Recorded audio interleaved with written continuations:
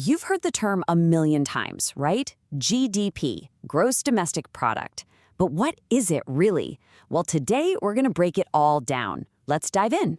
And I mean, you literally can't escape it. It's plastered all over the news, it's a huge deal during elections, and it's the number that market reports live and die by. It's this ultimate scorecard for how a country is doing. So yeah, that's the million-dollar question, right? What is this thing, and why should you even care? We're going to pull back the curtain, look under the hood, and figure out what it is, how it's calculated, and maybe most importantly, what it can and can't tell us. Okay, so let's start with the basics. The easiest way to think about GDP is like this. It's the economy's pulse. You know, it's the main vital sign we use to check the health, the size, and just the overall energy of a country's entire economy. So what does that actually mean? Well, put simply, it's the grand total, the final price tag on everything a country makes and sells over a certain time, usually a year. We're talking everything from that new car rolling off the assembly line to the coffee you bought this morning. It all gets counted and thrown into one gigantic number. And that's the key, right? It's not just some boring, static number on a spreadsheet. A GDP that's going up, that can mean more jobs, people feeling better about spending, a lot of good stuff.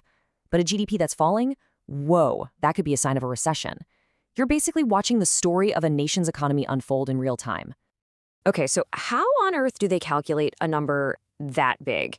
It seems impossible, right? Well, the most popular way to do it is something called the expenditure approach.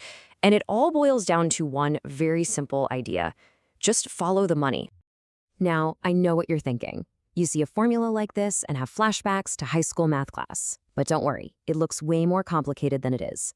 Each of those letters just stands for a big chunk of the economy, and it's actually pretty easy to understand once we walk through it. All right, let's do it. C stands for consumption. That's you, me, all of us. It's the money we spend on groceries, a new phone, a vacation. Then you've got I for investment. Think of this as businesses spending money to make more money, building new factories, buying computers, that sort of thing. G is government spending. Pretty straightforward, right? That's tax money being used for public salaries, building bridges, defense, the works. And last but not least, we have XM. That's net exports. Basically, you take the value of everything a country sells to other countries and subtract the value of everything it buys from them. Add all those pieces together, and bam, you've got GDP. Okay, so now that we know the recipe, let's get to the fun part. This formula isn't just an academic exercise. Nope. It's used to create what's basically a global economic leaderboard. We get to see who the heavyweights are. And just look at these numbers. The scale is, well, it's absolutely mind-boggling. We're talking trillions of dollars. What's really wild here is the gap. You can see that the US and China are just playing in a completely different league from everyone else. It's like they're the two giants on the playground. Let's zoom out a bit and look at the whole top 10. You've got the big players you'd expect. Germany, Japan, India, the UK.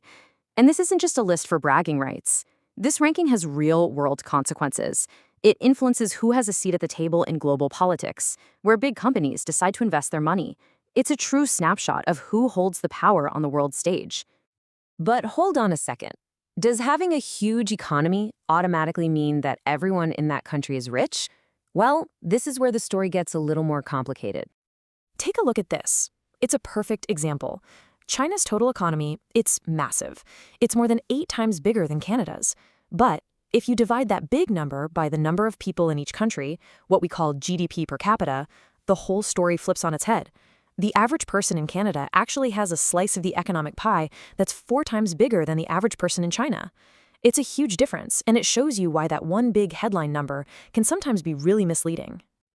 And that really brings us to a super important point. As useful as GDP is, it's not perfect. In fact, it's kind of like a messenger that only tells you part of the news. There are some really, really important things that GDP just completely misses. For instance, GDP has no idea about income inequality. It just sees the total, not how it's spread out. It also doesn't count any unpaid work, like a parent raising kids at home, which is obviously incredibly valuable work. It also doesn't subtract the bad stuff, like the cost of pollution from a new factory. And it definitely can't tell you if people are happy or healthy or feel safe. So you could have a country with a rocketing GDP, but also huge gaps between the rich and poor and a trashed environment. So where does that leave us? What's the takeaway here? Well, the best way to think about GDP is probably this. It's a really useful tool, but it should never be the one and only target. Look, for all its blind spots, it's still the main way we size up economies all over the world. It's the language everyone speaks. The trick is just to remember that it's only one piece of a much, much bigger puzzle. It tells you about the size of the engine, but not necessarily about the well-being of the passengers. And really, that's the big question to think about, isn't it? If GDP is only telling us part of the story, what else should we be looking at to measure real progress? Now that you know what it captures and, more importantly, what it leaves out, you can start asking those deeper questions about what really makes a country a great place to live. Thanks for diving into this with me.